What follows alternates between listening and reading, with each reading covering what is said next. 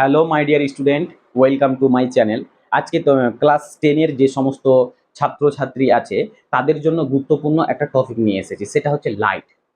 দেখো, বিগত কয়েক বছরের কোশ্চিন যদি আমরা দেখি নেড়েচেড়ে, তাহলে দেখতে পাবো কি বেশিরভাগ কোশ্চিনগুলো ফিজিক্যাল সায়েন্সে কিন্তু পড়া হচ্ছে, মানে অ্যাডভান্স কিছু কোশ্চিন ঢুকিয়ে দেওয়া হচ্ছে ওই টপিকের উপরে অ্যাডভান্স কোশ্চেন। আমরা যদি দেখি লাইটের, আমরা যদি দেখি ওই কারেন্ট ইলেকট্রিসিটিতে, তো কারেন্ট ইলেকট্রিসিটিতে 2024-এর যে মাধ্যমিক এক্সাম হয়েছিল সেখানকার একটা অ্যাডভান্স কোশ্চেন ছিল, একটা না বেশ কয়েকটা ছিল। তার মধ্যে একটা সার্কিট প্রবলেম ছিল। ওই সার্কিট প্রবলেমটা কিন্তু বিশেষত ক্লাস 12 এর, ঠিক আছে? ওই 12 এর ছেলেগুলো 50% ছেলেগুলো ওই মানে যদি তুমি ওই ম্যাথটা দাও তাহলে ওরা কিন্তু সলভ করতে পারবে না। তোমরা গিয়ে দেখে নিও ক্লাস 12 এ যারা বর্তমানে পড়ছে ওদেরকে তুমি ওই ইকুয়েশনটা দাও, ওরা কিন্তু করতে পারবে না। সার্কিট প্রবলেমের ওই রেজিস্ট্যান্সটা তুল্যরোধ বার করতে পারবে না। তো এখন কিন্তু আস্তে আস্তে তোমাদের কোশ্চেনটা কিন্তু অ্যাডভান্স হচ্ছে। তো তোমাকেও কিন্তু পড়াশোনার মধ্যে একটু অ্যাডভান্স নিয়ে আসতে হবে। তোমরা যে 10টা বই, 5টা বই, এর বই, ওর বই পড়লে যে তোমরা ভালো 100 তে 100 ভর্তি জীবনে পাবে সেটা কিন্তু না। পড়ার মধ্যে একটা তোমাদের কোয়ালিটি নিয়ে আসতে হবে। আর কোয়ালিটি পড়া যখনই পড়বে সেটা কোয়ান্টিটির পরিমাণ কিন্তু কমে যাবে। কিন্তু তুমি অ্যান্সার করে আসতে পারবে। অনেকগুলো পড়লে যে ভালো রেজাল্ট করা যায় এর কোনো মানে নাই। অনেকজন দেখবে কি 12 ঘন্টা করে পড়ছে, 18 ঘন্টা করে পড়ছে। তো ওদের রেজাল্ট আবার দেখছো 80% পাচ্ছে, 90% পাচ্ছে না। কিন্তু তুমি জেনে নিবে ওর পড়ার মধ্যে কোনো কোয়ালিটি ছিল না। ওর শুধু কোয়ান্টিটি ছিল। তো কোয়ান্টিটির উপরে কোশ্চেন খুব কম হয়। এখন আস্তে আস্তে কোয়ালিটির উপরে কোশ্চেন হচ্ছে। ঠিক আছে? অ্যাডভান্স কোশ্চেন দিচ্ছে। তো তোমাকেও পড়ে যেতে হবে অ্যাডভান্স। তো আজকে আমি তোমাদের জন্য একটা টপিক নিয়ে এসেছি, সেটা হচ্ছে লাইট। লাইট নিয়ে আমরা আলোচনা করব। তো আমার এই টপিকটা আজকে যেটুকু পড়াবো যদি তুমি পড়ে নাও, তো তুমি যত বছরের কোশ্চেন আছে তুমি এখান থেকে সলভ করতে পারবে। তোমায় কিচ্ছু করতে হবে না। তুমি একটা খাতা নাও, একটা কলম নাও, আর তুমি জাস্ট জিনিসগুলো লিখো। আমি জাস্ট মানে কোয়ালিটি প্রোভাইড করব। মানে যে কোনো টপিকের কোয়ালিটি একটা প্রোভাইড করব। তুমি ওই টপিকের উপরে যে কোনো কোশ্চেন তুমি করতে পারো। জাস্ট খালি একবার বাড়িতে মানে নোট করার পর রিভিশন দিয়ে দিবে, তাহলেই তুমি পারবে। তো আলোর সম্বন্ধে আমি বেশি লেট করতে যাব না। দেখো, সাকসেস পেতে গেলে বাবু কিন্তু তোমাকে কোয়ালিটি পড়তে হবে। আর তোমার ডাইরেকশনটা যদি সঠিক হয় তাহলে তুমি সাকসেস হতে পারবে। না হলে সাকসেস হওয়া সম্ভব না। সাকসেস কথাটা বিশাল। ওর জন্য তোমাকে লাগবে একটা ডাইরেকশন। ডাইরেকশন বলতে একটা দিক, সঠিক দিক। সঠিক দিক যদি না মানে রুটে চলতে পারো তাহলে তুমি সাকসেস পাবে না। তো বেশি কথা বলবো না, ঠিক আছে? তো চলো শুরু করা যাক। আজকে আমাদের যে আলোচনা বিষয় হচ্ছে সেটা লাইট। তো এই লাইটে তোমরা মাধ্যমিকের জন্য কিভাবে পড়বে? এই লাইটে প্রথমে এই লাইটে কি কি আছে টপিক। তো এই লাইটের মধ্যে তোমাদের ক্লাস 10 এর যে সিলেবাস সেখানে আছে তোমাদের স্ফেরিক্যাল মিরর। কি দেওয়া আছে? স্ফেরিক্যাল মিরর বা গোলীয় দর্পণ, যেটাকে বাংলাতে বলছি আমরা গোলীয় দর্পণ। গোলীয় দর্পণ। আচ্ছা, তো গোলীয় দর্পণটা কি? গোলীয় দর্পণ পড়ার আগে তোমাকে এই কিন্তু ক্লাস 10 এ একটা সিলেবাসে কিন্তু সমতল দর্পণ দেওয়া উচিত ছিল, কিন্তু দেয়নি। সমতল দর্পণ বলে একটা টপিক ছিল বা পড়ার ক্ষেত্রে এটা যদি তুমি বুঝে থাকো তাহলে এটা তুমি অবশ্যই পারবে। আর না বুঝে থাকলে আমি এমন ভাবে বুঝাও তুমি বুঝতে পারবে। গোলীয় দর্পণ বলতে সাধারণত, এই সমতল দর্পণ বলতে সাধারণত আমরা বুঝি, আমরা যখন বাইরে কোথাও যাই তাহলে আমরা কি করি, মাথাটা একটু আঁচড়ে নিই চিরুনি দিয়ে। তো যার সামনে দাঁড়ায় সেটা হচ্ছে আয়না। ওই আয়নাটাই হচ্ছে তোমাদের সমতল দর্পণ। তো সমতল দর্পণে তুমি কি দেখতে পাও? কি এই যে আমার ধরে নিলাম এটা আমাদের কি একটা সমতল দর্পণ, এটা একটা আমাদের সমতল দর্পণ। তো আমি সমতল দর্পণটাকে সামনে নিলাম, আমার ফেসটা দেখতে পাচ্ছি সমতল দর্পণে। তো আমি কি দেখতে পাচ্ছি কি আয়নার মধ্যে আমার আবার একটা ছবি দেখতে পাচ্ছি। তো আমার ছবি আয়নার মধ্যে দেখতে পাচ্ছি, তার মানে এটাকে কি বলা হয়? তার মানে এটাকে বলা হয় প্রতিবিম্ব। মানে তোমার একটা দেহের অংশ এখানে তৈরি হয়েছে, একদম সেম টু সেম। তো এটা হচ্ছে সমতল দর্পণ। তো সমতল দর্পণে প্রতিবিম্বটা কোথায় সৃষ্টি হয়? ধরে নাও এটা একটা দর্পণ, এর সামনে তুমি দাঁড়িয়ে আছো। তো দর্পণ থেকে তুমি ধরে নাও 5 মিটার দূরত্বে দাঁড়িয়ে আছো। কত মিটার? 5 মিটার বা 5 সেন্টিমিটার দূরত্বে তুমি দাঁড়িয়ে আছো। কত সেন্টিমিটার? 5 সেন্টিমিটার দূরে তুমি দাঁড়িয়ে আছো। তো তোমার যে প্রতিবিম্ব, তোমার যে তৈরি ছবি তৈরি হবে, সেটাও কিন্তু দর্পণ থেকে 5 সেন্টিমিটার দূরে তৈরি হবে। তো এখান থেকে একটা জিনিস তুমি বুঝবে কি সমতল দর্পণের ক্ষেত্রে বস্তুর দূরত্ব আর প্রতিবিম্বের দূরত্ব কি হয়? সমান হয়। এটা আমাদের সমতল দর্পণের একটা পার্ট। কিন্তু যখন যখন কোন একটা স্ফেরিক্যাল বা কোন একটা গোলীয় তল নিবে, গোলীয় প্রতিফলক তল নিবে, তখন কিন্তু বস্তুর যা প্রতিবিম্ব তৈরি হবে সেটা আজীব হবে, মানে আলাদা টাইপেরই হবে। কেমন স্যার? আমার কাছে একটা আয়না আছে, এই আয়নাটার মুখের সামনে আমরা ধরলাম, ঠিক আছে? তো আমি যখন আমার প্রতিবিম্বটাকে দেখতে পাচ্ছি তো উল্টো দেখতে পাচ্ছি, আমার মাথাটা নিচের দিকে আছে আর পা দুটো উপরের অংশে আছে, ঠিক আছে? আবার আমি এটা এটা হচ্ছে আমার এই চা চামচের ভিতরের অংশে কিন্তু আমি আমার ফেসটাকে ধরে আছি, মানে সামনে নিয়ে আসি।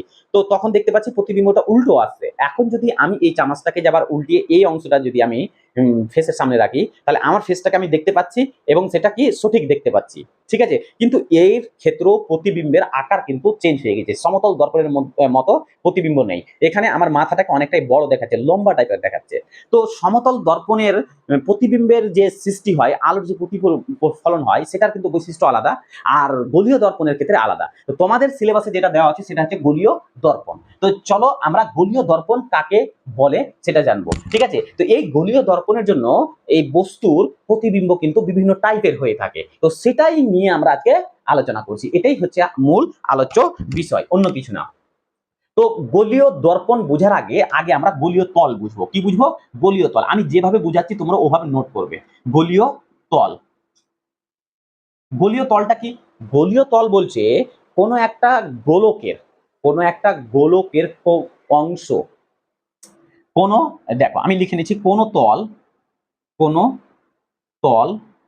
যদি কোন গোলকের অংশ হয়, কের অংশ হয়, তখন সেই তলটাকে বলবো আমরা কি?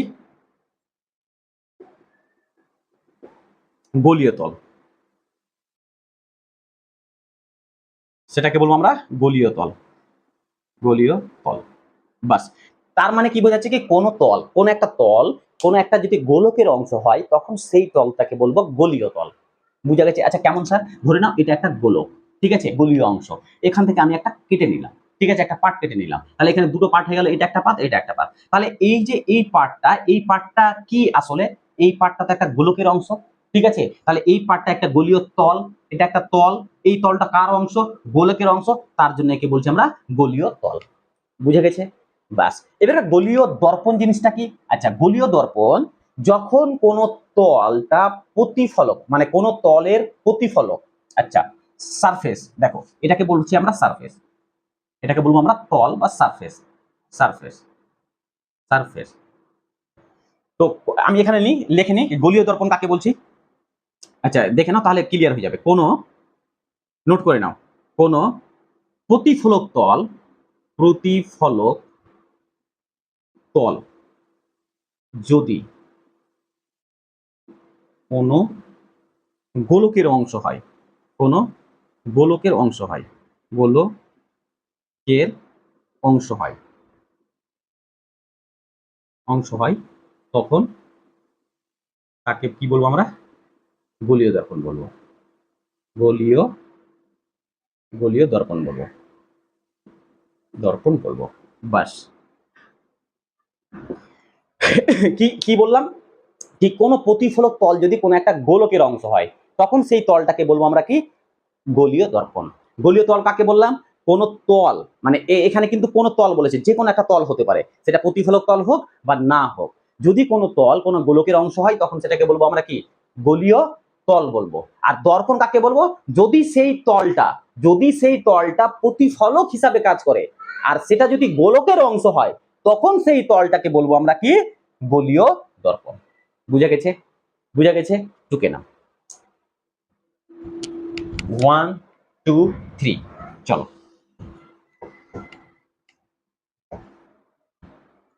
যদি টুকতে অসুবিধা হয়ে যায় বা টুকতে না পারো, তাহলে ভিডিওটাকে রিভার্স করে নিবে, নিয়ে স্টপ করে টুকে নিবে। আচ্ছা, গোলীয় দর্পণ। এই যে গোলীয় দর্পণ আছে বাবু, তোমাদের সিলেবাসে গোলীয় দর্পণ এর দুই ভাগে ভাগ করে দেওয়া আছে। একটা কি? একটা হচ্ছে অবতল দর্পণ, একটা হচ্ছে অবতল দর্পণ, একটা হচ্ছে অবতল দর্পণ 1 নম্বর। আর এখানে আমি লিখছি 2 নম্বর, একটা হচ্ছে উত্তল দর্পণ। উত্তল দর্পণ, আচ্ছা, উত্তল দর্পণ। তো আমি দেখলাম দর্পণ, গোলীয় দর্পণটাকে দুটো ভাগে ভাগ করলাম, একটা অবতল দর্পণ আর উত্তল দর্পণ। গোলীয় যদি কোনো প্রতিফলক তল হয় সেটাকেই বলবো আমরা গোলীয় দর্পণ। তো আমি এইভাবে একটা গোলীয় তল দিলাম, তাহলে এটা কি? একটা গোলীয় দর্পণ। এইভাবে দিলাম, এটা কি? একটা গোলীয় দর্পণ। মানে কোন তল যদি, কোন প্রতিফলক তল যদি গোলকের অংশ হয়, তখন সেটাকে বলবো আমরা কি? গোলীয় দর্পণ। তো গোলীয় দর্পণটাকে দুটো ভাগে ভাগ করছি, একটা অবতল দর্পণ, একটা উত্তল দর্পণ। এখন অবতল দর্পণের চিত্র কি হবে?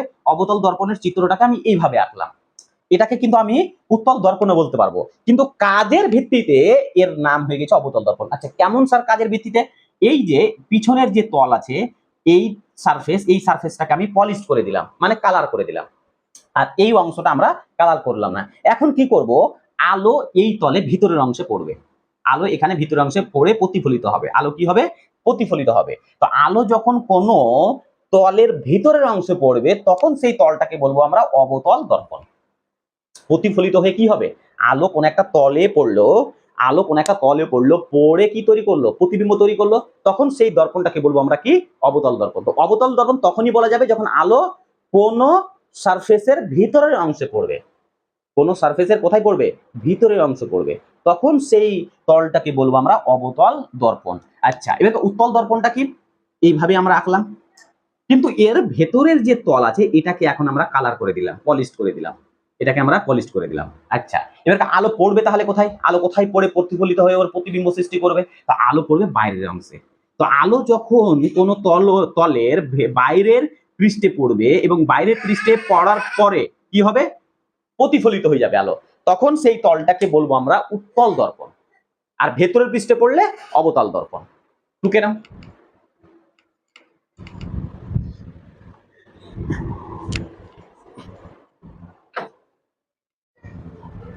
और আমাকে ডাকো তো নিয়ে যাবো, আমি পড়াচ্ছি।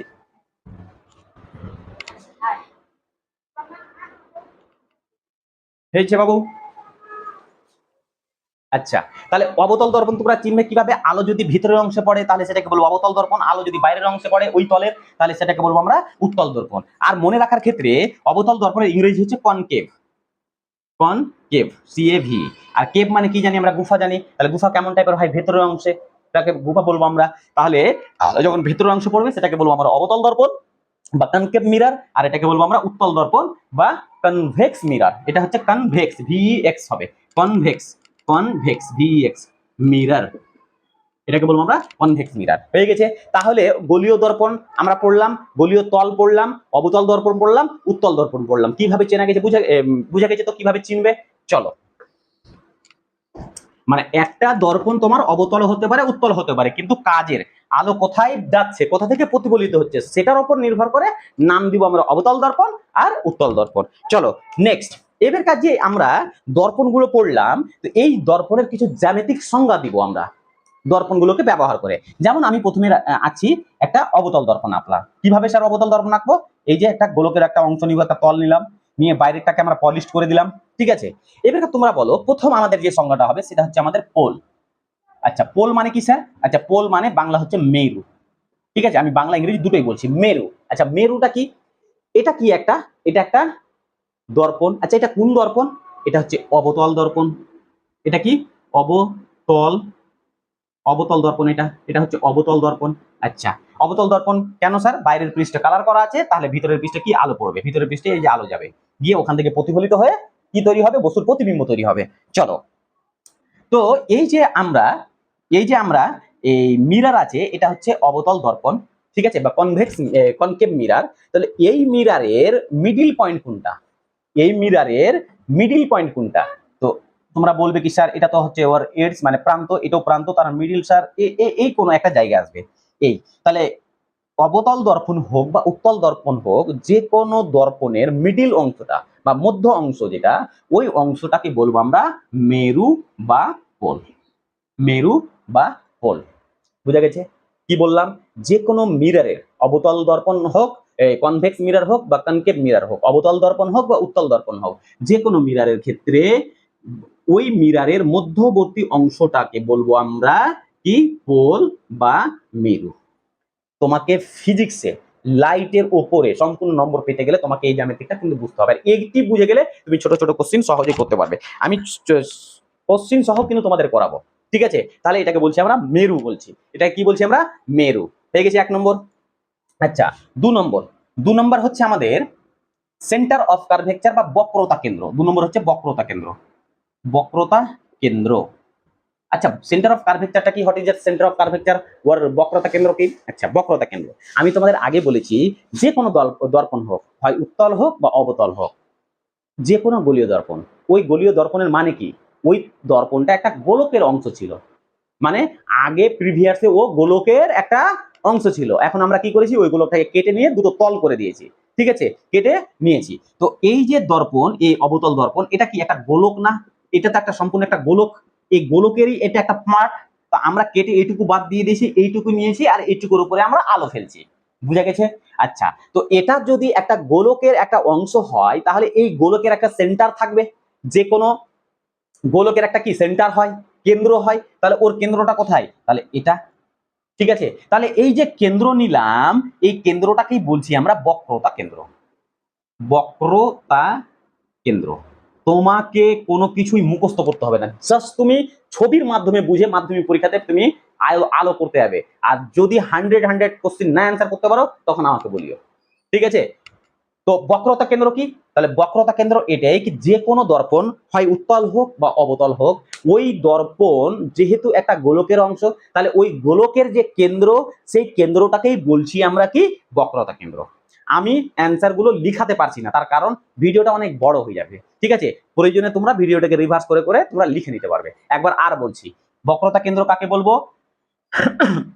অবতল দর্পণ হোক বা উত্তল দর্পণ হোক, এই দর্পণগুলো একটা গোলকের অংশ, তাহলে ওই গোলকের যে কেন্দ্র, ওই কেন্দ্রটাকেই বলবো আমরা বক্রতা কেন্দ্র।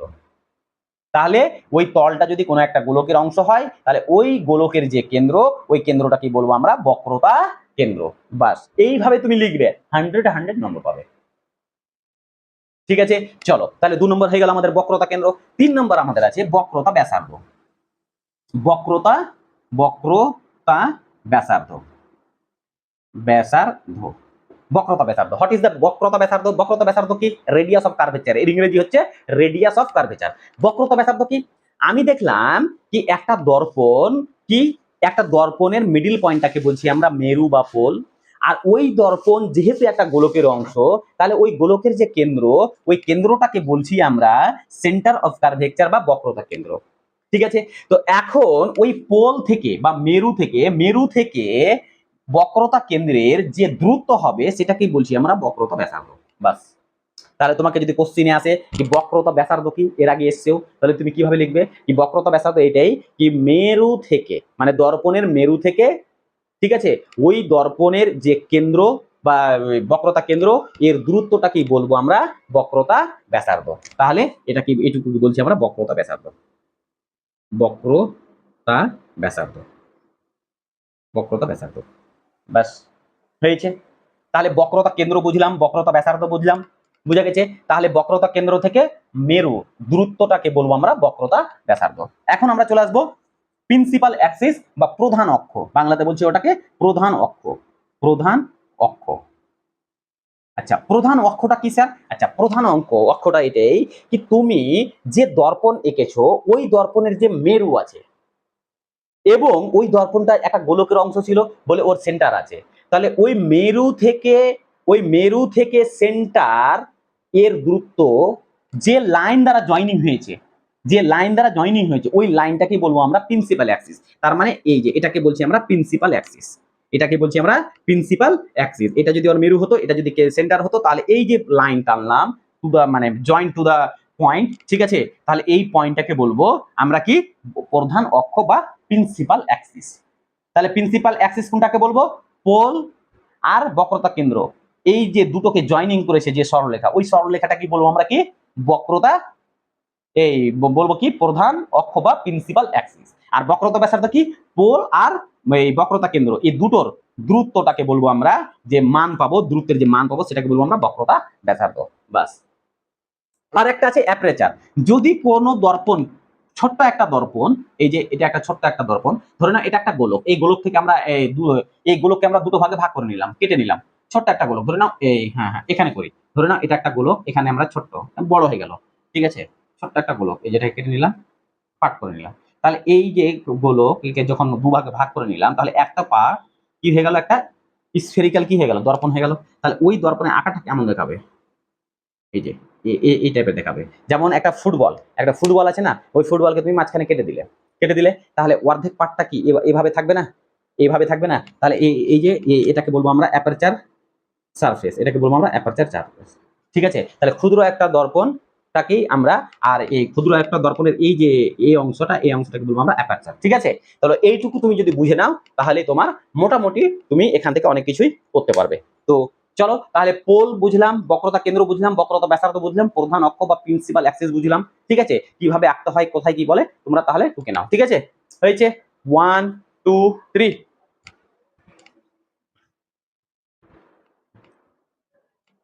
চলো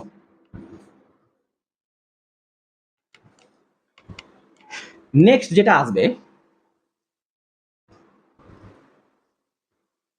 নেক্সট নেক্সট যে পয়েন্টটা আমরা নিয়ে আসবো, এটা একটা দর্পণ, এটা একটা দর্পণ। কি দর্পণ এটা? এই দর্পণটার নাম হচ্ছে অবতল দর্পণ। ঠিক আছে, এই দর্পণে যখন আলো পড়বে তখন আলো প্রতিফলিত হবে। তো আলো যে প্রতিফলিত হবে, তো এর কিছু রুলস আছে, মানে এ কিভাবে প্রতিফলিত হবে। আলো যে প্রতিফলিত হয়ে যে প্রতিবিম্ব সৃষ্টি করবে, তাহলে প্রতিবিম্ব সৃষ্টি করার জন্য কিছু সূত্র তোমাকে মানে পড়তে হবে বা লাগবে। আর এই সূত্র থেকে বিগত মাধ্যমিক পরীক্ষাতে অনেকবার কোশ্চেন এসেছে, এই সূত্র থেকে ডাইরেক্ট কোশ্চেন আসছে।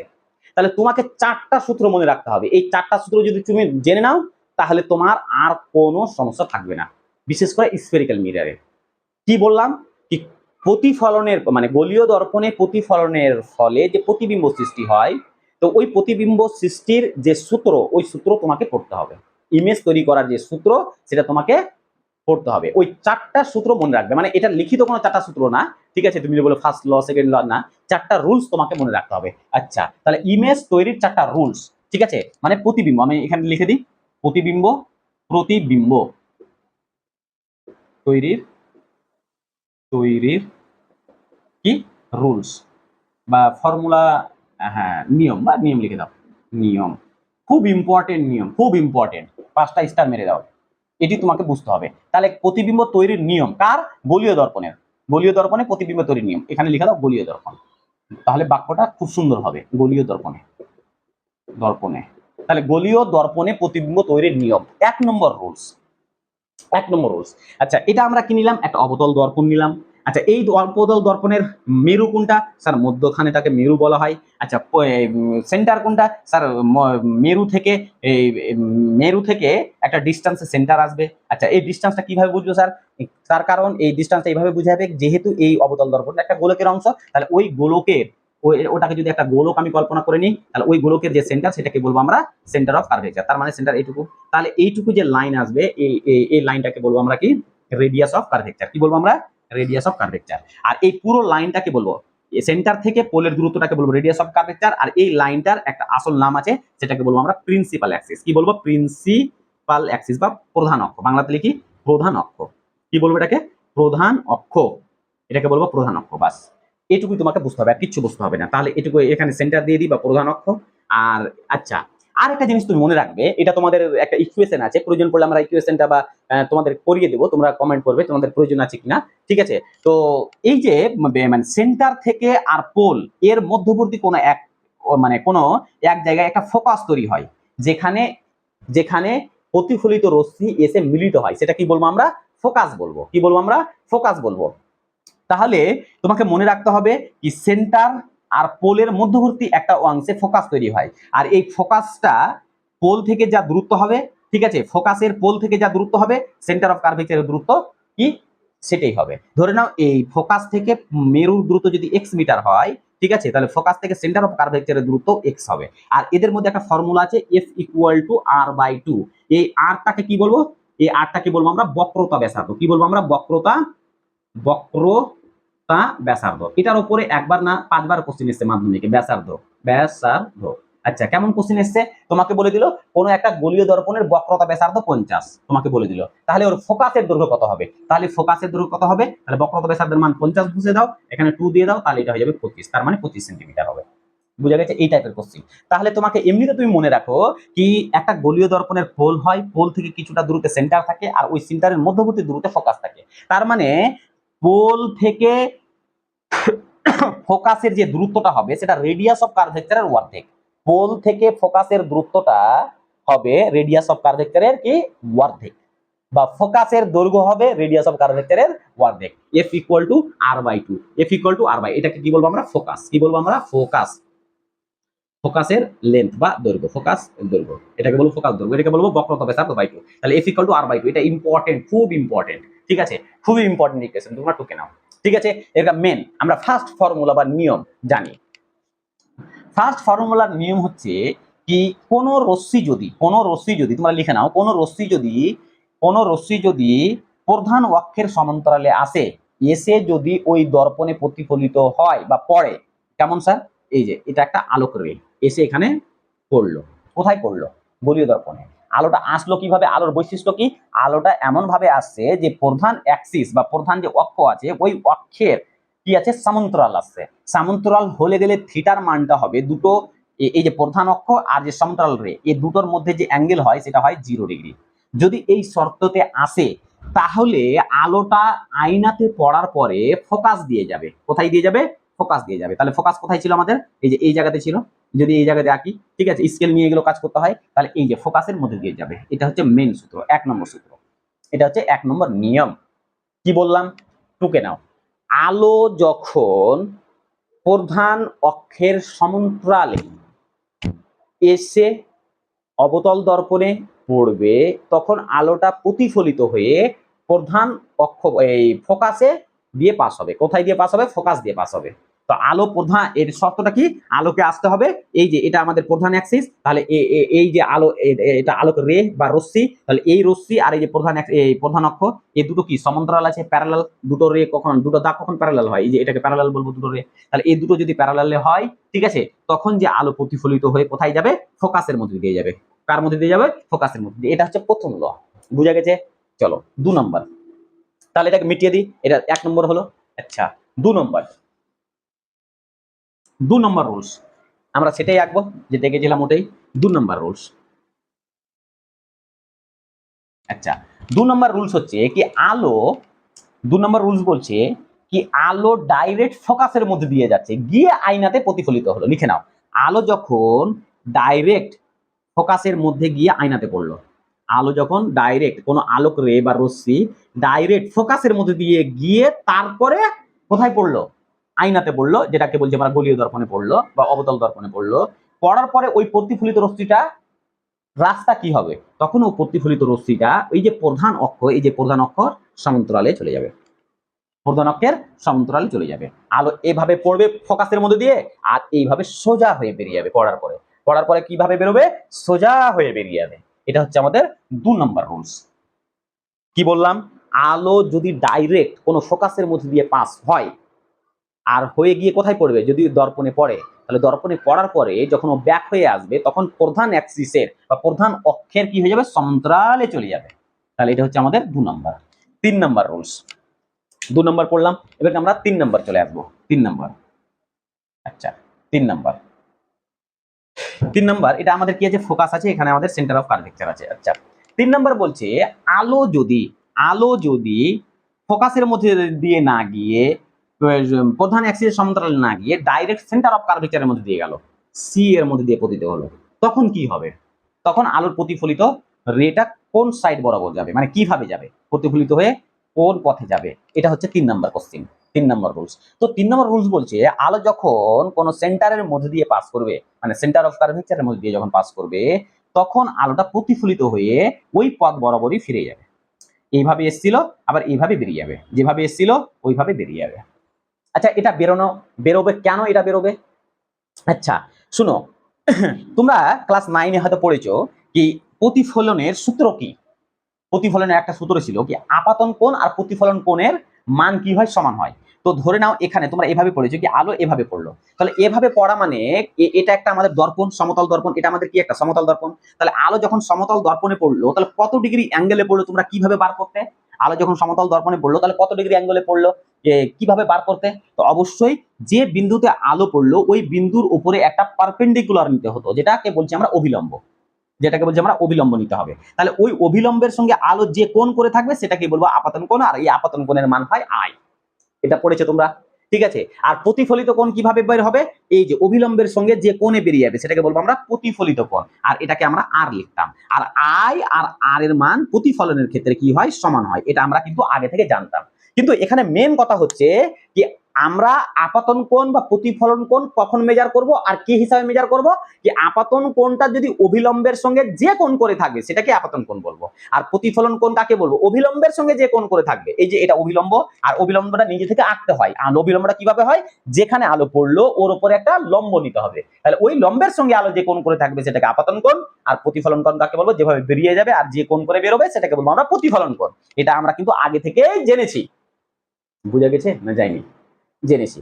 কিন্তু আমরা গোলীয় দর্পণের ক্ষেত্রে গোলীয় আর হ্যাঁ, এখানে আরেকটা রুলস আর একটা জেনেছিলাম কি, প্রতিফলনের ক্ষেত্রে আলো যদি লম্বভাবে পড়ে তাহলে যেভাবে পড়বে ওইভাবে বেরিয়ে যাবে। এটা আমরা কিন্তু জেনেছিলাম না কি, প্রতিফলনের ক্ষেত্রে ক্লাস 9 যখন পড়েছিল, আলো যদি লম্বভাবে যদি ওই তলের উপরে পড়ে, সমতল, এটা একটা সমতল দর্পণ, তাহলে ওইভাবে বেরিয়ে যাবে, যেভাবে পড়বে ওইভাবে বেরিয়ে যাবে। ঠিক আছে, তো আমরা এটাই আজকে এখানে করছি যে আলো যদি সেন্টারের মধ্যে দিয়ে যায় তাহলে আলো যে পথে এসেছিল ওই পথে বেরিয়ে যাবে, আলো যদি এইভাবে সেন্টারের মধ্যে পড়লো তাহলে এইভাবে বেরিয়ে যাবে।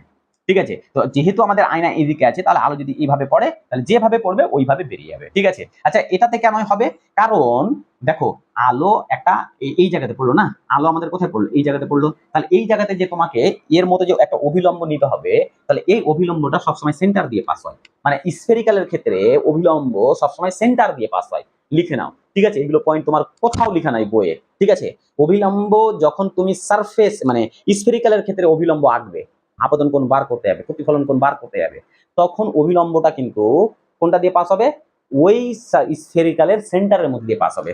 আলো যদি এখানে পড়ে তাহলে অভিলম্ব আমরা এই যে সেন্টার এখানে আছে তার মানে এটা দিয়ে পাস হবে, তাহলে এই কোণটাকে বলবো আমরা প্রতিফলন কোণ। বুঝা গেছে, সেন্টার দিয়ে পাস হবে। তো আলো তো ওই সেন্টার দিয়ে যখন পাস হচ্ছে আর সেন্টারটাই ওর নরমাল, তখন আলোর কি প্রতিফলন হবে, হবে না। আলোর প্রতিফলন হবে, হবে না। বাস, চলো নেক্সট, তাহলে এটা বোঝা গেছে। তাহলে সেন্টারের মধ্যে দিয়ে যদি যাই তাহলে আলো যে পথে গিয়েছিল ওই পথে বেরিয়ে আসবে। 4 নম্বর অংশ, 4 নম্বরটা কি বলছে, 4 নম্বর রুলস বলছে কি, আলো ঠিক আছে প্রধান অক্ষের সমান্তরালে আসলো না, ফোকাসের মধ্যে দিয়ে গেল না, সেন্টার অফ কার্ভেক্টরের মধ্যে দিয়ে গেল না। ঠিক আছে, আলো এমন ভাবে গেল কি ডাইরেক্ট আলো পোলে পড়লো, মানে পোল বলতে কি বুঝায়, মেরুতে পড়লো। ধরো এইভাবে আলো এসে আয়নার এই জায়গাতে পড়লো, আয়নার পোলে পড়লো। ঠিক আছে, তাহলে আলো প্রতিফলনের পরে কিভাবে যাবে, মানে ও প্রতিফলিত রশ্মিটা কেমন হবে, তাহলে প্রতিফলিত রশ্মিটা বলছে যে কোণে আলো পড়বে, যেমন আই কোণে যদি পড়ে তাহলে এইভাবে বেরিয়ে যাবে, তাহলে এটা হয়ে যাবে আর, আর আই ইকুয়াল টু আর হবে এই দর্পণের ক্ষেত্রেও। বুঝা গেছে, এই দর্পণের ক্ষেত্রেও আই ইকুয়াল টু কি হবে, আর হবে। এর আগে মাধ্যমিকে একটা 2022 না 23 সালে কোশ্চেন এসেছিল কি, আলো সেন্টারের মধ্যে দিয়ে পাস হলো, 3 নম্বর যে রুল শিখালাম, তাহলে ওর চুক্তি কোণ কত হবে, তাহলে আলোর কোনো চুক্তি হবে কি, এখানে হবে না, যেভাবে বেরিয়ে গেছিল ওইভাবে বেরিয়ে যাবে। আচ্ছা চুক্তি কোণটা কি, ধরে নাও আলো যেতে চাইছিল এইভাবে, এবার কোন একটা তলে পড়লো, আর আলো ওই তলে যাওয়ার ফলে কি হলো, ও বেঁকে গেল, মানে এইভাবে গিয়ে এভাবে না গিয়ে ঠিক আছে আবার প্রতিফলিত হয়ে এইভাবে ফিরে আসলো, তাহলে আলো মূল রাস্তা থেকে যত ডিগ্রি কোণে বেঁকে গেল সেটাকে বলবো আমরা অ্যাঙ্গেল অফ ডেভিয়েশন বা চুক্তি কোণ। ঠিক আছে, তো সেন্টারের মধ্যে দিয়ে যখন পাস হয় তা আলোটা আবার ওইভাবে তো ফিরে যায়, আলোর লাইনটা তো ওটাই থাকে, রাস্তাটা তো ওটাই থাকে, কোনো পরিবর্তন হয় না, তার মানে এই জায়গাতে অ্যাঙ্গেল অফ ডেভিয়েশনের মান 0। এটা তোমাদের কোশ্চেনে এসেছিল, কখন এসেছিল, 2022-এ বা 23-এ, তাহলে 1 নম্বর কোশ্চেন আমি করিয়ে দিলাম। ঠিক আছে, তো কোশ্চেনটা কি ছিল কি, আলো যখন কোনো সেন্টারের মধ্যে দিয়ে পাস হবে বা সেন্টার অফ কার্ভেচারের মধ্যে দিয়ে পাস হবে তখন চুক্তি কোণের মান কত হবে, তাহলে তখন চুক্তি কোণের মান কত হবে, 0। তার কারণ আলো যখন সেন্টারের মধ্যে দিয়ে পাস হয় তখন কি হয়, আবার ওই পথে ফিরে আসে। ঠিক আছে, ওর সরলরেখা ওটাই থাকে, আর কোনো মানে ডেভিয়েশন হয় না, মানে কোনো বিচ্যুত ঘটে না, ওর রাস্তা পথে মানে যেতে যেতে কোনো জায়গায় বেঁকে যায় না। ঠিক আছে, তার মানে এখানে অ্যাঙ্গেল অফ ডেভিয়েশনের মান কি হবে, 0 হবে। তো তোমার যদি 3 নম্বর রুলসটা না জানা থাকতো তুমি পারতে, কোনো নোট মুখস্থ করে কিন্তু ফিজিক্স পড়া যায় না, ফিজিক্যাল সায়েন্স পড়া যায় না, ফিজিক্সের প্রচুর দাম আছে বাবু। ঠিক আছে, যদি তুমি রুলসগুলো মনে রাখে তাহলে হবে। তাহলে এখানে 4 নম্বর রুলস কি বললাম, আলো যে কোণে পড়বে যদি পোলে ডাইরেক্ট পড়ে তাহলে ওই কোণে বেরিয়ে যাবে, এটা হচ্ছে 3 নম্বর। তাহলে আই ইকুয়াল টু কি হবে, আর হবে, কোণ আই ইকুয়াল টু কি হবে, কোণ আর হবে। বাস, এটা 4 নম্বর আমাদের রুলস হয়ে গেল। এবার আমরা ডাইরেক্ট কোশ্চিনে চলে আসি। ঠিক আছে, কোশ্চিন বলতে এবার এই রুলসের ওপরে আলোর যে প্রতিবিম্ব তৈরি হচ্ছে এই প্রতিবিম্বগুলো কিন্তু তোমাদের সিলেবাসে কিন্তু দেওয়া নেই, কিন্তু কোশ্চিন আসছে। কেমন কেমন কোশ্চিন আছে আমি দেখিয়ে দিচ্ছি। প্রথমে আমি কি করলাম, এই জায়গাতে একটা মিরর নিলাম। ঠিক আছে, আলো এমন একটা গলীয় দর্পণের মানে কেস, এগুলো মুখস্থ করলে হবে না, নিজে থেকে অ্যান্সার বেরিয়ে যাবে। কেমন করে, আমি কয়েকটা কেস করে দেখাচ্ছি তাহলেই বুঝে যাবে।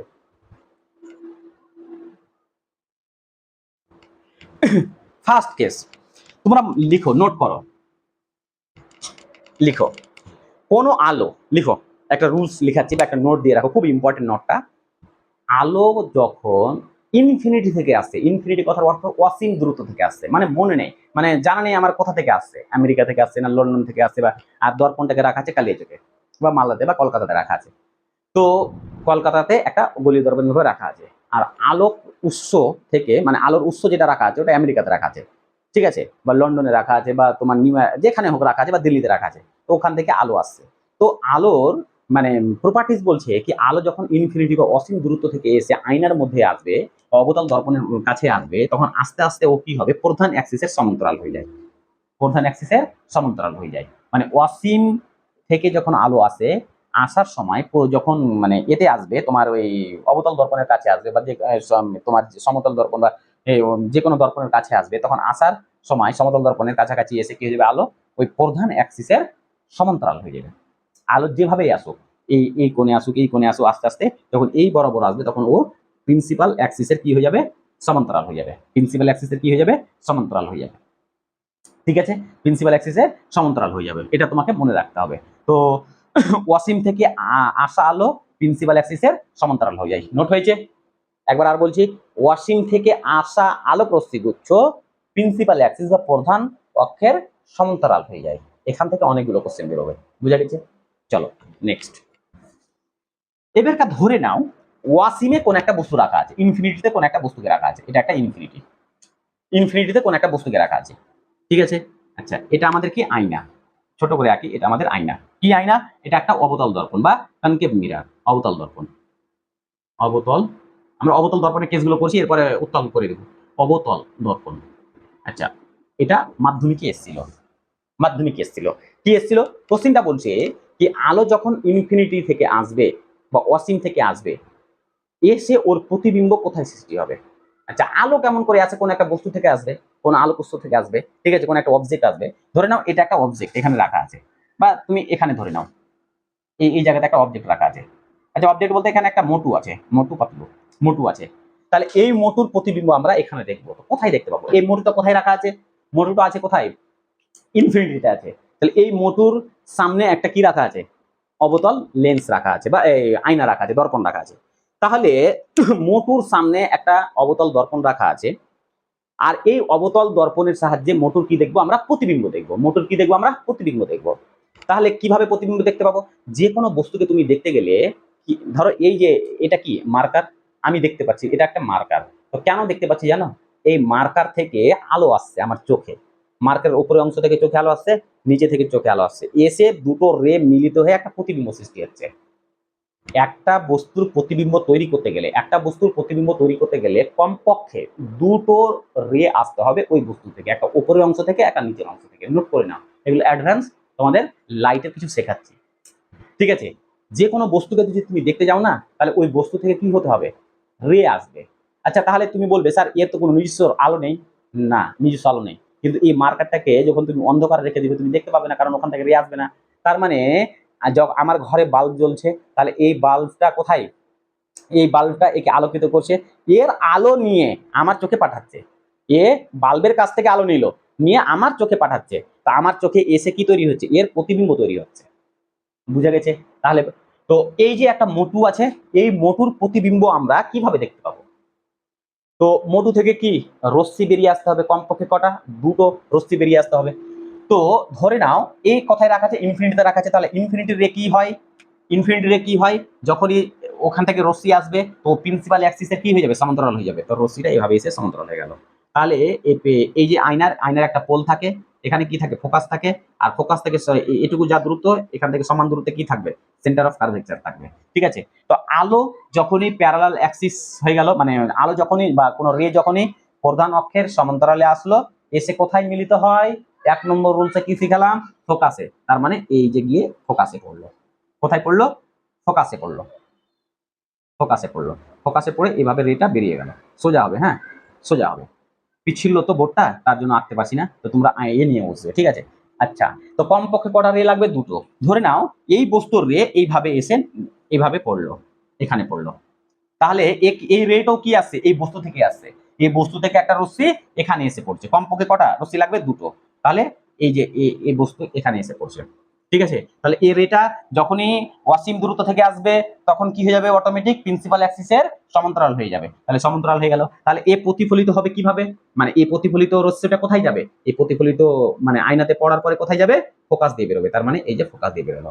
তারপরে দেখো তো প্রথম রে এটা, এটা 2 নম্বর রে, তাহলে 1 নম্বর রে আয়নাতে পড়লো, গিয়ে ফোকাসে বেরোলো। ফোকাসে কেন বেরোলো, অন্যত কেন বেরোলো না, কারণ এই রেটা প্রিন্সিপাল অ্যাক্সিসের সমান্তরাল আছে বলে এদের মধ্যে অ্যাঙ্গেলটা থিটার মানটা কি 0 ডিগ্রি বলেই ও ফোকাস দিয়ে বার হলো। আর এই রেটাও কি প্রিন্সিপাল অ্যাক্সিসের সমান্তরাল আছে বলে ও ফোকাস দিয়ে বার হলো। আর এই দুটো রে যখনই এক জায়গাতে মিলিত হয়ে গেল তখন ওই বস্তুর প্রতিবিম্ব এখানে আমরা পেলাম, প্রতিবিম্ব পাবো। তাহলে এখানে এই যে মোটুর একটা প্রতিবিম্ব তৈরি হলো, তাহলে এই মোটুর যে প্রতিবিম্ব তৈরি হলো এই প্রতিবিম্বের বৈশিষ্ট্য কি।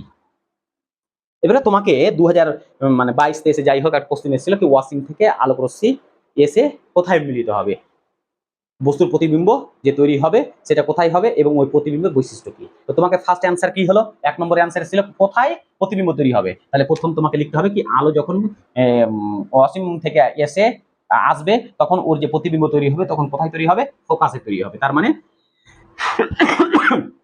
ফোকাসে তৈরি হবে, ফোকাসে, ফোকাসে তৈরি হবে। তো তুমি 1 নম্বর পেয়ে গেলে, এটার জন্য 1 রাখা ছিল 1 পেয়ে গেলে। এটা কি মুখস্থ করার বিষয় না, তোমাকে রুলস জানলে গেলে কি ওয়াসিম থেকে এসেছে তার মানে ফোকাসে মিলিত হয়, তার দুটো রে এসে ফোকাসে মিলিত হলে কি তৈরি হবে, প্রতিবিম্ব। তাহলে প্রতিবিম্ব ফোকাসে তৈরি হলো। এবার 2 নম্বরে ছিল কি ওর বৈশিষ্ট্য লিখো। তাহলে ওর বৈশিষ্ট্য কি, তো দেখো তো এখানে যে বস্তুটা আছে, এখানে যে বস্তুটা আছে বা ব্যক্তিটা আছে, এই ব্যক্তির যা আকার আর এখানে যে বস্তু ব্যক্তিটা তৈরি হয়েছে এর আকার কি অনেক পার্থক্য। তার মানে এটা এখানে ছোট তৈরি হয়েছে, তার মানে এখানে খুব ছোট, মানে বিন্দু বিন্দু বিন্দু, ঠিক আছে, বিন্দু কি তৈরি হবে, ইমেজ তৈরি হবে, মানে প্রতিবিম্ব তৈরি হবে, বিন্দু প্রতিবিম্ব তৈরি হবে, প্রতিবিম্ব। যে যে কোনো বস্তু হোক বা ব্যক্তি হোক ও এখানে ছোট আকারে দেখাবে। ঠিক আছে, আর কি এর বৈশিষ্ট্য, এটা প্রিন্সিপাল অ্যাক্সিসে তৈরি হবে। এটা কোথায় তৈরি হবে, প্রিন্সিপাল অ্যাক্সিসে তৈরি হবে এবং খুব ছোট তৈরি হবে। ঠিক আছে, প্রিন্সিপাল অ্যাক্সিসে তৈরি হবে এবং এটা কি হবে, পজিটিভ হবে, পজিটিভ হবে, পজিটিভ হবে। বাস এইটি তোমাকে পরীক্ষাতে আসবে, এখান থেকে তোমাকে অ্যান্সারগুলো লিখতে হবে। আর এইভাবে কোশ্চেন এসেছিল, বুঝে গেছে। এবার ধরো 2022-এ এটা এসেছিল, 2023-এ আলাদা আসতে পারে। আচ্ছা কি আসতে পারে সেটা কোশ্চেনটা লিখো। ঠিক আছে, এবং তোমরা তোমাদের বইও দেখতে পাবে এই টাইপের কোশ্চেন। ঠিক আছে, আমি যে 4টা রুলস পড়ালাম ওই 4টা রুলস পড়ে তারপর এগুলো পড়বে। ঠিক আছে, আচ্ছা 2 নম্বর কোশ্চেন তোমাকে দিল কি, এই যে তোমাকে বললো, তোমাকে কি বললো কি একটা বস্তুকে, তোমাকে বললো কি একটা বস্তুকে, ঠিক আছে, এটা আমরা পোল, এটা আমরা জানি কি পোল থেকে, আচ্ছা সমান দূরত্ব নিব, পোল থেকে সেন্টার, এটা কি নিব আমরা ফোকাস, আর ফোকাস থেকে সমান দূরত্ব আমরা কি নিব, সেন্টার নিব। আচ্ছা তোমাকে বললো কি একটা বস্তুকে, আচ্ছা বড় করে আঁকি, আমরা এটা নিয়ে নিলাম সেন্টার ফোকাস, আর এইটুকু নিয়ে নিলাম আমরা, এইটুকু নিয়ে নিলাম আমরা সেন্টার, এটুকু ফোকাস নিলাম। ঠিক আছে, এটা একটা গোলীয় দর্পণ আছে। আচ্ছা তোমাকে বলা হলো কি একটা গোলীয় দর্পণে, ফার্স্ট কোশ্চেন বলা হলো কি একটা গোলীয় দর্পণে, ঠিক আছে, একটা বস্তুকে, গোলীয় দর্পণে কোশ্চেন হচ্ছে গোলীয়, গোলীয় দর্পণে কোনো বস্তুকে, কোনো বস্তুকে, ঠিক আছে, ইনফিনিটি এবং সেন্টার মানে বক্রতা, বক্রতা কেন্দ্রের মধ্যে রাখা হলো, মধ্যে রাখা হলো। তাহলে তাহলে বস্তুটির প্রতিবিম্ব কোথায় তৈরি হবে, তাহলে বস্তুটির প্রতিবিম্ব কোথায় তৈরি হবে, প্রতিবিম্ব কোথায় তৈরি হবে, কোথায় তৈরি হবে, তৈরি হবে এবং এর বৈশিষ্ট্য কি, এবং এর বৈশিষ্ট্য কি। তো বলছে কি কোনো বস্তুকে ইনফিনিটি এবং বক্রতা কেন্দ্রের মধ্যে রাখা হলো, তাহলে বস্তুটির প্রতিবিম্ব কোথায় তৈরি হবে এবং এর বৈশিষ্ট্য কি। তুমি এই কোশ্চেনটা সলভ কিভাবে করবে, তো তোমাকে সলভ করার জন্য প্রথমে তোমাকে একটা অবতল দর্পণ তুমি নিয়ে নিলা। আচ্ছা নেওয়ার পরে তুমি কি করলে, অবতল দর্পণ থেকে একটা নির্দিষ্ট একটা পার্টিকুলার দূরত্বে কি হয়, এই পোল হয়। আচ্ছা পোল থেকে একটা পার্টিকুলার দূরত্বে ফোকাস হয়, আর ফোকাসের যা দৈর্ঘ্য হয় ফোকাস থেকে সেম দূরত্বে, মানে পোল থেকে যা দূরত্ব ওই দূরত্বে কি হবে, সেন্টার অফ কার্ভেচার হবে। আচ্ছা তোমাকে বলেছে কি বক্রতা কেন্দ্র, মানে সেন্টার অফ কার্ভেচার, এটাকে বক্রতা কেন্দ্র বলছে। আর কি বলছে, ইনফিনিটি, ইনফিনিটি মানে যে কোনো একটা মান হতে পারে পিছনের দিকে, তো এর মধ্যে কোন একটা জায়গায় বস্তুকে রাখা হলো। তো ধরে নাও এটা একটা বস্তু, আচ্ছা হ্যাঁ এটা একটা বস্তু, একে রাখা হলো, বা এটা একটা ব্যক্তি হতে পারে বা একটা পুতুল। ঠিক আছে, একে রাখা হলো। তাহলে বলছে এর প্রতিবিম্ব কোথায় তৈরি হবে এবং এই প্রতিবিম্বের বৈশিষ্ট্য কি। তাহলে তুমি কিভাবে করবে, যখনই তোমাকে এই টাইপের কোশ্চেন আসলো তখন তুমি এইভাবে একটা নকশা এঁকে নিলে, ঠিক আছে। নকশাটা কি আঁকবে, একটা অবতল দর্পণ আঁকলে, ঠিক আছে, ফোকাস দিলে, সেন্টার দিলে। ফোকাসটা কি হবে, এইটুকু যা দূরত্ব হবে এখান থেকে এইটুকু দূরত্ব সমান হবে। এবার কি করবে তুমি, দুটো রে বার করবে। কি করবে, দুটো রে বার করবে, মানে বস্তুর প্রতিবিম্ব তৈরি করার জন্য ওই বস্তু থেকে দুটো রে বার করতে হয়। তাহলে ফার্স্ট রে আমি এটা বার করলাম, এই যে এখান থেকে ওর প্যারালাল অ্যাক্সিস এভাবে রে গেল, গিয়ে আয়নাতে পড়লো, এই যে এটা রে গেল, ঠিক আছে। আচ্ছা, যখন রেটা প্রিন্সিপাল অ্যাক্সিসের প্যারালালে গেল, তাহলে ওই রেটা কোথায় পাস হবে, ওই রেটা কিভাবে পাস হবে বলো, কার মধ্যে দিয়ে পাস হয়? অবশ্যই বলবে কি স্যার ফোকাসের মধ্যে দিয়ে পাস হবে। হ্যাঁ, ফোকাসের মধ্যে দিয়ে পাস হবে। তুমি এই রেটাকে ফোকাসের মধ্যে দিয়ে পাস করে দাও, এই যে তুমি পাস করে দিলে। কিন্তু আমার এটা হলো না, ঠিক আছে। আমাকে কি করতে হবে, এই যে সোজা করতে হবে, তবুও হলো না, ঠিক আছে।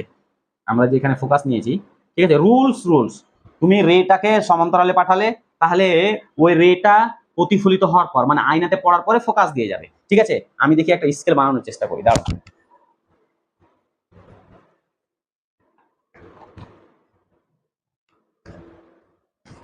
এই যে আমি একটা স্কেল নিলাম এটা, হ্যাঁ। আচ্ছা, এটাকে স্কেল হিসাবে নিচ্ছি। তো এটা আমাদের সেন্টার অফ কার্ভেচার, এই যে এখানে আমাদের ফোকাস আছে। তাহলে এখান থেকে এই যে ফোকাসের মধ্যে দিয়ে যাবে, তাহলে আমাকে এটা নিতে হবে। এই যে আমি এটা নিলাম, ফোকাসের মধ্যে দিয়ে গেল, ঠিক আছে। এটা 1 নম্বর রে।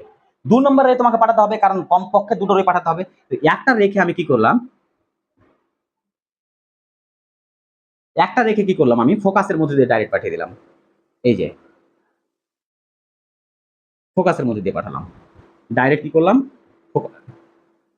ফোকাসের মধ্যে দিয়ে পাঠালাম, ঠিক আছে। তাহলে কোনো রে যদি ফোকাসের মধ্যে দিয়ে যায়, এই যে পিচ্ছিল বোর্ড না, এগুলোতে জ্যামিতি করাটা খুব টাফ হয়ে যায়। তো তোমরা এই অঙ্কগুলো সবসময় কি করবে, এই ক্যালকুলেশন গুলো তোমরা এর সাহায্যে মেজার করবে, স্কেলের সাহায্যে। হ্যাঁ, এটা দিয়ে পাঠালাম। তাহলে কোন রে যদি তুমি সেন্টারের মধ্যে দিয়ে ফোকাসের মধ্যে দিয়ে ডাইরেক্ট পাঠাও, তাহলে কি হবে বলো তো, ফোকাসের মধ্যে দিয়ে যদি ডাইরেক্ট যায়, তাহলে ওই রেটা প্রতিফলিত হয়ে কি হবে, প্রিন্সিপাল অ্যাক্সিসের সমান্তরালে হয়ে যাবে। তার মানে এই রেটা হয়ে গেল প্রিন্সিপাল অ্যাক্সিসের সমান্তরালে, মানে এর সোজাভাবে বেরিয়ে যাবে। তার মানে এটা হয়ে গেল। এবারটা দেখো, আমাদের প্রথম যে রেটা ছিল ওটা কোথায়, কোটা দিয়ে পাস হয়েছিল, ফোকাস দিয়ে পার হয়েছিল। কোথায় পার হয়েছিল বলো, ফোকাস দিয়ে পার হয়েছিল। এই যে আমাদের এ রে, এটা ফার্স্ট রে, ও প্রথমে কোথায় ফোকাস দিয়ে পার হয়ে যে এভাবে চলে গেছে। আর দ্বিতীয় রে আমাদের কোনটা, দ্বিতীয় রেটা দা সেন্টার ফোকাসের মধ্যে দিয়ে যাচ্ছিল, কিন্তু প্রিন্সিপাল অ্যাক্সিসের প্যারালাল হয়ে গেল। এবারটা দেখো, এই রেটা, এটা ফার্স্ট রে, এটা ফার্স্ট রে প্রতিফলিত হয়ে এই যে এভাবে বেরোলো। আর এটা সেকেন্ড রে, ঠিক আছে, প্রতিফলিত হয়ে সেকেন্ড রে কোনটা আমাদের, এটা আমাদের সেকেন্ড রে প্রতিফলিত হয়ে এই যে এভাবে বেরোলো। তো দেখো তো দুটো রে কোথায় ছেদ করেছে, এই যে দুটো রে এই জায়গাতে ছেদ করেছে। তার মানে এই জায়গাতে বস্তুর প্রতিবিম্ব তৈরি হবে। তাহলে প্রতিবিম্ব, এই যে এটা হচ্ছে আমাদের প্রতিবিম্ব, তার মানে এটা আমাদের প্রতিবিম্ব। তাহলে এটা যদি এ হয় তাহলে এটা হবে বি, ঠিক আছে। তো এটা হয়ে যাবে আমাদের এ ড্যাশ, এটা হয়ে যাবে আমাদের বি ড্যাশ। বুঝা গেছে, বুঝা গেছে, ঠিক আছে। এবার এখানে যে ইমেজটা পাবে, এই ইমেজটা কি হবে জানো, এই ইমেজটা হয়ে যাবে এই যে এর উল্টো হয়ে যাবে, এটার উল্টো হয়ে যাবে। তার মানে মাথাটা এখানে হবে আর পাটা উপরে হবে, এর মাথা এখানে হবে আর পাটা উপরে হবে। তার মানে এই জায়গাতে এর ইমেজ তৈরি হলো।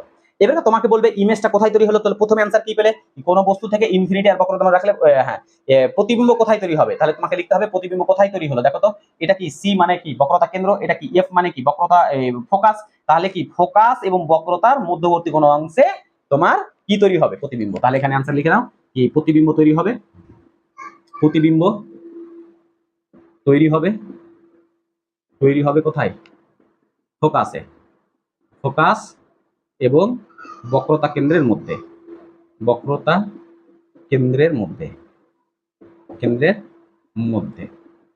বাস, ফার্স্ট অ্যান্সার হয়ে গেল। দ্বিতীয়ত বলছে ওর বৈশিষ্ট্য কি। আচ্ছা, বৈশিষ্ট্য কি বলতো, এই যে এটা আমাদের প্রিন্সিপাল অ্যাক্সিস, তুমি কি করবে, প্রিন্সিপাল অ্যাক্সিসটাকে মানে তোমার প্রিন্সিপাল অ্যাক্সিসটাকে পজিটিভ ধরবে, কি ধরবে, পজিটিভ। প্রিন্সিপাল অ্যাক্সিসের উপরের অংশটাকে পজিটিভ ধরা হয়, ঠিক আছে, আর নিচের অংশটাকে নেগেটিভ ধরা হয়। তাহলে বস্তু যে বস্তু যে আছে, তো কি আছে, ওয়াই অ্যাক্সিসে আছে, তাহলে ওয়াই অ্যাক্সিসের কি পজিটিভ দিকে আছে বস্তুটা। আর এখানে যে প্রতিবিম্ব তৈরি হলো, তাহলে ওয়াই অ্যাক্সিসের নেগেটিভ দিকে তৈরি হলো। তার মানে প্রতিবিম্ব যে তৈরি হবে সেটা কি হবে, উল্টো হবে, কি হবে, উল্টো। বস্তু যে তৈরি হবে সেটা হবে উল্টো। আচ্ছা, এবারকার বস্তুটার সাইজ কি হবে, সাইজ কি হবে, তো এখানে যে বস্তুটার সাইজ হবে এই সাইজটা কি হবে, ছোট হবে। মানে এর যদি 5 মিটার থাকে, মানে 5 সেন্টিমিটার কি 10 মিটার, যাই হোক 5 মিটারই যদি থাকে বস্তুটার, থাকে 5 মিটার না লিখে তুমি লিখো 3 ফুট থাকে। যদি 3 ফুট থাকে তাহলে এখানে প্রায় 2 ফুটের মতো হবে এর, মানে প্রতিবিম্বের যে দৈর্ঘ্য সেটা হবে 2 ফুট। তার মানে এটা হবে ছোট হবে, প্রতিবিম্বটা কি হবে, অরিজিনাল থেকে ছোট হবে।